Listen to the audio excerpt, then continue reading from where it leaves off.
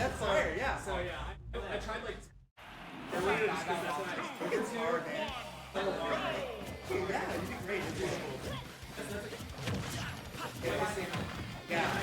Street Fighter is like, Street Fighter makes more sense because I feel like with Tekken, it's not just the combos of Tekken to max out and like you don't have to learn. It's not like taking like your like Street Fighter. Right?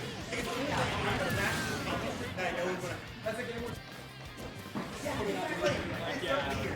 I don't think you. Yeah. yeah, it's nice to see you. Yeah. We have sound. I don't know. Do we? Andrew, dude, your voice. No. Oh, I know. Oh, okay. Do they have sound? Wait, I can hear the mic. Okay, good. Yeah. It's all good. It's all good. Yeah, it we doesn't don't. matter. Where we're going, we don't need sound. Okay, Yeah. we're gonna get straight into it. I don't see any snake on the street. We're good. Cake versus Ricky. Ricky, I saw 2 of his sets earlier today, if I'm not mistaken. A Mississippi Aegis player. We got Cake. Not much of an introduction needed here in Alabama, but for those who are unaware, Cake was a Tuscaloosa Fox player, has a lot of sort of upper middle level results starting at the top end. Definitely more of a gatekeeper level player at a tournament like this, I would have to think, is how you would maybe classify him. But Yeah, I mean, you could make the argument that he's maybe a little above that. But Yeah, like, yeah. But like generally speaking, I think that's a fair assessment. so far, though, it does look like Ricky has a little bit of a lead here in this first game.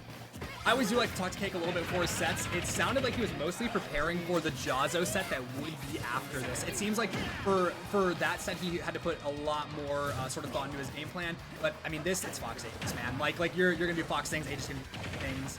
This is pretty much as cut and dry as some matchups can get as far as advantage state, tech chasing. Pretty much what you see is like. Yeah, for sure. Like, I mean, it's interesting that you mentioned that, though, about him preparing more so for Jazzo. I mean, you got to make sure that you don't overlook Ricky, though, because Ricky has been having himself a really good tournament. I mean, there was a stretch of time where Ricky was, like, really struggling to get some good results compared to his skill level, but it feels like he's finally hitting his stride a little bit. Sort of over the hump now. Yeah, like he beat 11 earlier today. Yeah, which is I definitely watched that really set. good. That was a Game great 5. set. Yeah, so definitely no one to sleep on. It was definitely one where you actually saw Ricky adapt a lot too, because it felt like in the first half of that set. I'm sorry. What is it?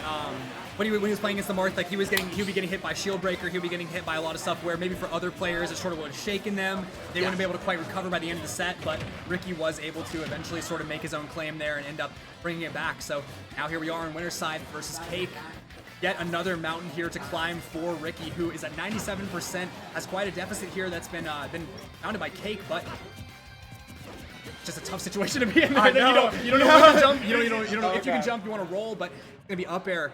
That box ledge pressure is just it's unspeakable, man. Yeah. It is truly suffocating. And the thing is too is it's just unavoidable at the end of the day. Like, it does not matter how good you are. It does not matter how good Cake is. Like, you're gonna get to a point where you're gonna be on the ledge, and all Cake basically has to do is play the flowchart. And that's no dig to him. It takes a lot of skill. It takes a lot of execution to actually execute on the flowchart. But being in a situation where you literally like, okay, I'm on the ledge, I don't have a good option because he can cover all of them. That's just, again, something that you have to deal with playing in Fox. You have to sort of scout out for those safer times to recover back on his stage. Absolutely, for sure.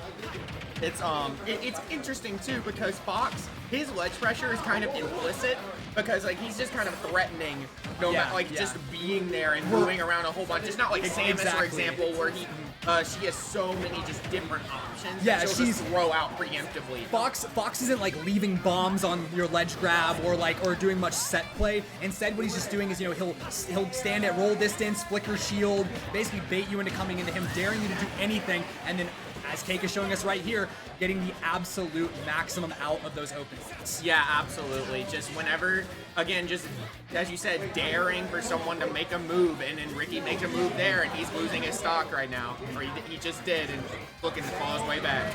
Yeah, Fox is just such a quick character. I mean, a lot of the time you have the luxury almost to sit and wait what your what your opponents are going to be doing when you have that slight advantage, because just by being in the corner there, it's so scary for them that they're going to feel obligated to do something. Yeah. And then a lot of the time against a lot of players, right, Cake is just going to be scouting for those options, like you said. But Now it's going to be 2 up airs. Not the best position in the world to be in as Ricky here, a stock down, but obviously game 1 well in the past now. Anything is possible here going forward. But that dash attack back air just going to continue climbing is the percent. That was a risky up smash to go for. I mean, I don't know many people who were thinking that was going to connect right close to the ledge. And I mean, he's going to get punished for it ultimately. But that just goes to show, like, you know, kind of the mindset that Callahan is in right now, where he's just like feeling himself, like get these kills, assert yourself early, kind of just playing with that confidence, and that's just exactly, the hallmark of his style. Yeah, really. I think that's really what it is too, is confidence, because he did, as you were saying, land that weak nair, and he just sort of wanted to go. He almost wanted to go to where there was no more stage to land that up smash, right? Like that tells you a little something about the vibe of this set. Like he really wants to get things over and done with pretty much as quick as possible here. And if the game continues as it has been, then well, he might get his wish, frankly.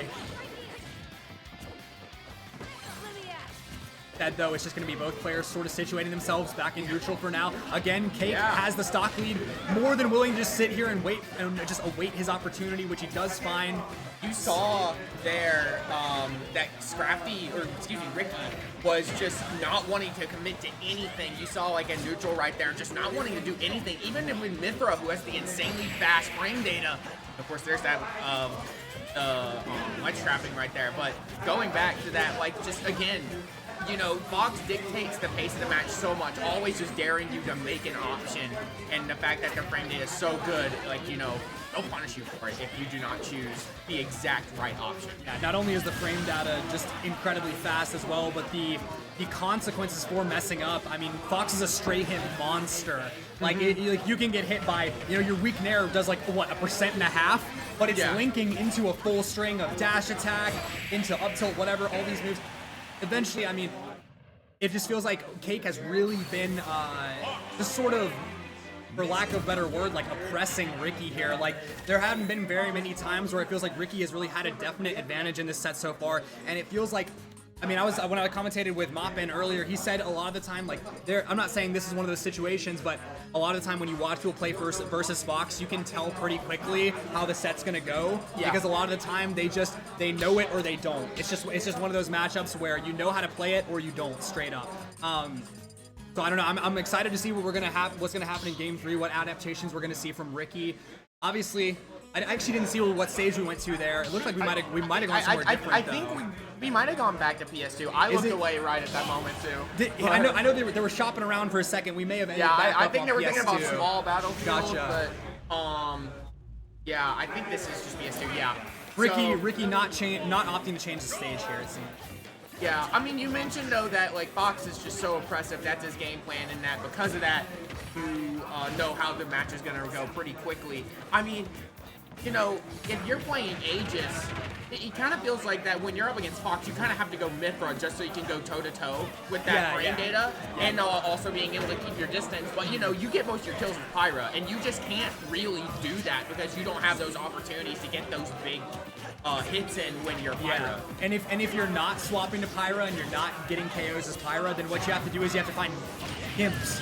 And there it is right there, just that 2 frame right there. You have to find opportunities to exploit Fox's very exploitable recovery, because as much of a monster as this character is on stage, obviously his recovery is fairly exploitable by most character standards. Very, very linear at the end of the day, so as long as you have the right option, it's slow too, for sure. Yeah. It can definitely be trivial at times to deal with, but with a player like Cake, getting him off stage is anything but. Yeah, and I mean, when you're just playing a character like Aegis, it's always dangerous when you're going off stage. You never know what can happen.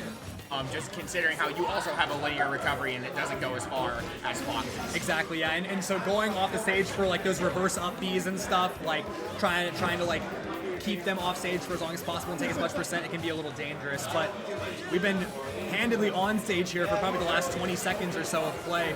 Finally, it seems both players are just sort of really finding their footing here in this game number 3, and obviously Ricky is going to have to play this one really, really safe. He's potentially on the last game of his winner's bracket right now, but a big down air from Pyra is going to buy him a little bit of space and time. No F tilts are going to land, but a grab. That was a good grab. He knew straight up that he was going to run in and then being able to get that ledge trump with the nair too. That was a really good sequence by Ricky. Yeah, exactly. Totally called out that approaching option from Cake. And now it feels like we're still going here with these strings. Maybe not full combos, but Mythra doesn't need those. I mean, she can nickel and dime you all day with these aerials. 5%, 8%, whatever. Definitely more than happy to do that is Ricky here. Onto the platform, making himself more than just completely safe from all these aerials. Still is finding percent to climb on Cake here. Absolutely. Oh, you see that up smash out of shield, just really wanting to get that stock again. That's kind of the confidence that Callahan's been playing with. Even though he is down, he is still, you know, kind of inflating the hood a little bit as a Cobra, you know, trying to look as intimidating as he can. Yeah, because, I mean, let's say that that up smash had landed, or if a, like, big move. Whoa! Okay. That's not something you see every day, man. Talk about confidence there. Just Ricky going all out. Woo! Yeah, what a way to bring yourself back into the set, to be honest. Ricky now staring down the barrel, man. Can you win these next 2 games? Are you going to be able to take it over Cake? That is the only question here. Now, really, my question is, where are we going to end up? Because this is the first time we've seen Cake have the opportunity to counterpick.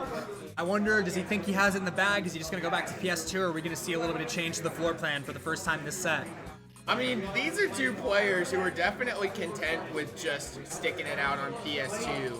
But I'm very curious. No, we're going Hollow Bastion. And again, this was Callahan's stage choice. Yes, I feel like he would be more of a PS2 purist, but maybe I'm wrong with that. I mean, obviously they win the Hollow Bastion. Yeah, I think the thing about Hollow Bastion is just because you have that center platform in the middle, it is way harder for Mythra to land because you as Fox can stand under that platform and threaten your up air, threaten any amount of platform pressure. And so when you do get that advantage state again, it is a little bit harder for them to land. We'll have to see how it actually goes for him, though, if he's able to make use of that, because I can definitely see some ways this could be useful for Mythra as well. Yeah, in Pyra, I feel like I mentioned earlier that, you know, he's been struggling, you know, getting those kills with Pyra, but that center platform, like, you know, if you're able to get any of those, you know, down air up smashes on that platform especially, or just covering the platform with, like, up tilt or exactly, up air, what have you. Many of Pyra's moves are legitimately just going to cover 80% of that platform. Yeah. So definitely there are some positives and minuses for both characters here on the stage, but there's the platform coming in there for Ricky, but Callahan able to get out of it. Not able to escape the ledge. Without a down tilt, though, is Cake. Still fighting his way out. It's going to be a forward air from Ricky to send him back over there. And now the forward tilts are coming out. You can see this is that classic Pyra play in the corner, especially on this stage again where you have no platforms to jump to. And it's going to end with that Prominence Revolt, killing off the top left corner there. Cake now down a stock in game number 4. Yeah, I mean, this is really well done by... Ooh, and that kills too. Man. Yeah, I was about to say, you know, late DI or no DI? Because there were no kill sparks there. Yeah. I'm really not sure, but I was not expecting that. I don't think anyone was expecting that. Especially Ricky. I wish we had player cam so we know if Ricky was expecting that. But I was saying that, you know, this is a really good response by Ricky so far. You know, he lost, you know, by a good amount those last 2 or those first 2 games, and then now these last 2 so far have been looking really nice for him. Almost got that tech chase with the dash attack, just a little off of the spacing, unfortunately. Cake not really fully able to make use of that platform as we were talking about. It did find a tech chase, but no real punish there. And now we're just back to even here. A lot of tilts. We're doing a lot of tilts. I mean, I think that's pretty good, though, because, I mean, with Mythra, you can just spam them while getting away with it. And because, you know, Fox gets, I mean, obviously is a rushdown character, so forcing him to approach, kind of flipping the script a little bit. Exactly, and then controlling the space in the middle of you. That's the whole game plan, I think. That's that adaptation you were talking about. We mentioned Ricky's adaptation against 11. You mentioned that specifically, and now we're seeing a lot of that here, and that's how he's been able to claw back in this game 4. I will say, I think that set earlier was a reverse 3-0 too, if memory serves correctly, or it was like close. I don't know. Wouldn't be unheard of for Ricky. He is a very adaptation heavy player. Yeah, but I definitely remember he did lose the first game or 2. So I have to say, from what I've seen from him so far in the 3 sets I've seen so far today, like you said, definitely a player who can and should, I think, pride himself on adaptation between games, because already he is making this look so much more doable. Although he is on the receiving end of a few Fox up airs here, it's going to be a lot of damage here. Not like Mythra aerials where it just tacks on a little bit. That Fox up air is absolutely dastardly, man. I mean, when you're if you're playing against Fox, you kind of got to be lucky that was only 2 up airs, you know? That's the thing too, is like in a weird way you're actually kind of grateful, right? But it's gonna be Cake really who's feeling grateful as he's able to find that weak nair into the up smash, a classic bread and butter to end a very normal set of Smash Ultimate. I think. Not too much out of the ordinary there. I mean,